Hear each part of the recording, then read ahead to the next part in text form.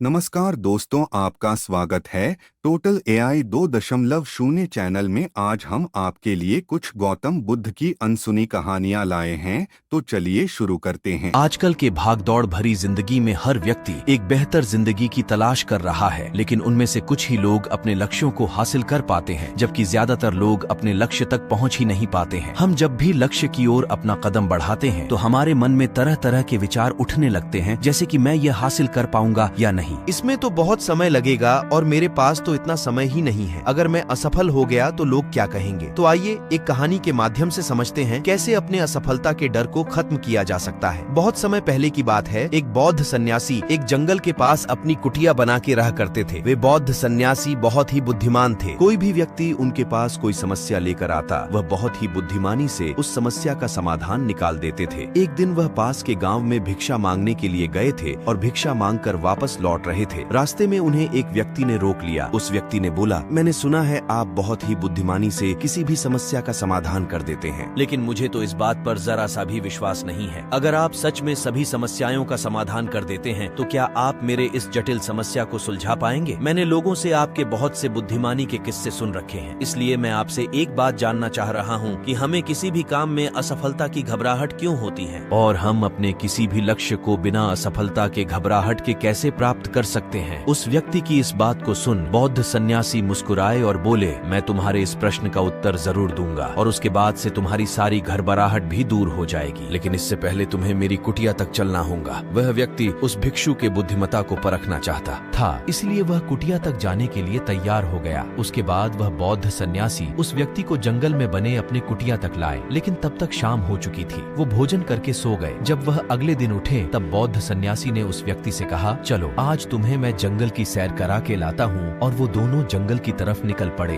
कुछ समय बाद बौद्ध सन्यासी ने उस व्यक्ति को एक गुफा दिखाई और कहा, चलो मैं इस गुफा की तुम्हें सैर करता हूँ। लड़के ने कहा, हाँ चलिए, मुझे भी जंगल के इस गुफा को देखने की काफी दिनों से चाहत थी। उसके बाद दोनों गुफा के अंदर चले गए। गुफा के अंदर काफी अंधेरा था, लेकिन कुछ समय बाद चुपके से बौद्ध सन्यासी गुफा से बाहर आ गए और उस गुफा के द्वार को बाहर से बंद कर दिया। उस लड़के ने गुफा के भीतर से बहुत आवाज दी, हे मुनिवर, आप कहाँ चले गए? आप मुझे जवाब क्यों नहीं दे रहे हैं? बहुत देर तक कोई जवाब नहीं मिलने पर वह घबरा गया। घबरा कर गुफा के द्वार की तरफ भागा। जैसे ही गुफा के प्रवेश द्वार पर पहुंचा, हैरान रह गया। यहाँ तो किसी ने गुफा के द्वार को बंद कर दिया है, अब मैं बाहर कैसे निकलूंगा? वह अकेले अकेले उस गुफा में काफी भयभीत हो गया और सोचने लगा कि कहीं उस सन्यासी ने मुझे मारने की योजना तो नहीं बनाई थी। और वह गुफा में इधर उधर घूमकर बाहर निकलने का रास्ता ढूंढने लगा। वह गुफा में काफी देर तक इधर उधर भटकता रहा, लेकिन उसे बाहर निकलने का कोई रास्ता नहीं मिला। साथ ही अब उसे जोरों की भूख और प्यास भी लग रही थी, इसलिए वह शांत होकर एक जगह बैठ गया। तभी एक सुरंग से उसे सूर्य की रोशनी आती हुई दिखाई दी, पर उस रोशनी आ रही सुरंग तक पहुंचना बहुत ही कठिन था। उस सुरंग के चारों तरफ अंधेरा ही अंधेरा था और वह काफी ऊंचाई पर भी थी। फिर भी वह तुरंत उठा और अपनी भूख प्यास को भूलकर अपना सारा ध्यान उस गुफा से बाहर निकलने में लगा दिया। काफी मेहनत और प्रयास करने के बाद वह सूर्य की रोशनी आने वाली सुरंग तक पहुँच गया। काफी देर तक वह सुरंग में ऊपर चढ़ता गया। तभी अचानक उसे वह सन्यासी हाथ आगे बढ़ाते हुए दिखा। वह लड़का झट से उस सन्यासी का हाथ पकड़ बाहर आ गया और बाहर आते ही उस सन्यासी पर गुस्सा करते हुए कहा, आप मुझे इस अंधेरी गुफा में छोड़कर अकेले क्यों आ गए? आपको पता है मैं कितना भयभीत हो गया हूँ, मुझे कितने जोरों की प्यास लगी है। उस सन्यासी ने मुस्कुराते हुए उसे पानी दिए और बोले, तुम मेरी बातों को ध्यान से सुनना। तुम उस गुफा से बाहर सिर्फ दो कारणों से निकल पाए हो। पहला कारण तुम्हें जोरों की भूख और प्यास लगी थी, और दूसरा कारण तुम्हें वहाँ घुटन महसूस हो रही थी, क्योंकि तुम्हें अपने दोस्तों और परिवार वालों के साथ रहने की आदत पड़ गई है। इसके अलावा और दो मुख्य कारण हैं जिसके कारण तुम इस गुफा से बाहर निकल पाए हो। पहला कारण, तुम्हारे साथ वहाँ कहने के लिए कोई नहीं था कि इतने अंधेरे में इतनी ऊंचाई पर तुम उस सुरंग तक कैसे पहुँचोगे, ये तो असंभव है। दूसरा कारण, वहाँ कोई ये कहने वाला नहीं था कि चलो दूसरा रास्ता देखते हैं, इससे भी आसान रास्ता मिल जाएगा और हम आसानी से इस गुफा से बाहर निकल जाएंगे। सफलता प्राप्त करने का नियम भी कुछ ऐसा ही है। सफलता प्राप्त कैसे कर सकते हैं, इसे समझाने के लिए मैंने एक छोटी सी दुनिया बनाकर दिखाई है, और वास्तव में सफलता प्राप्त करना इससे भी जटिल है। जब आप किसी लक्ष्य को पूरा करने जाते हैं तो सलाह देने के लिए बहुत से फालतू लोग मिल जाते हैं जो खुद तो कुछ कर नहीं पाए और हमें ज्ञान देते हैं, ये मत करो, वो मत करो, तुमसे ये ना हो पाएगा, इससे अच्छा तो तुम वो काम कर लो। ऐसे ही वो हमारे दिमाग को भटका कर चले जाते हैं और हमें खुद पर संदेह होने लगता है। हमारा आत्मविश्वास डगमगा जाता है। सफलता न मिलने का एक कारण ये भी है, सफलता पाने की प्रक्रिया थोड़ी लंबी होती है और हमारा मन घंटों घंटों में बदल जाता है। तो लक्ष्य को प्राप्त करने में सालों साल लग जाता है। ऐसे में हमारा मन कैसे नहीं बदलेगा? जब हमारा मन बदल जाता है तो हम उस रास्ते को छोड़ अलग अलग रास्ते अपनाने लगते हैं। परेशानियां हमें तभी दिखती हैं जब हमारा ध्यान हमारे लक्ष्य पर नहीं होता है। अगर सफलता हासिल करनी है तो अपना सारा ध्यान अपने लक्ष्य पर टिकाए रहो। मुनिवर की इन बातों को सुनकर उस व्यक्ति की आंखें खुल गईं और बोला, आप सच में बहुत बुद्धिमान हैं और मैं आपसे वादा करता हूँ मैं आपके इन बताई बातों को अपने जीवन में जरूर अपनाऊंगा। दोस्तों, वीडियो से जरूर कुछ सीखने को मिला होगा। वीडियो कैसी लगी कमेंट करें और अपने दोस्तों को शेयर करें। साथ ही वीडियो को लाइक करें। धन्यवाद।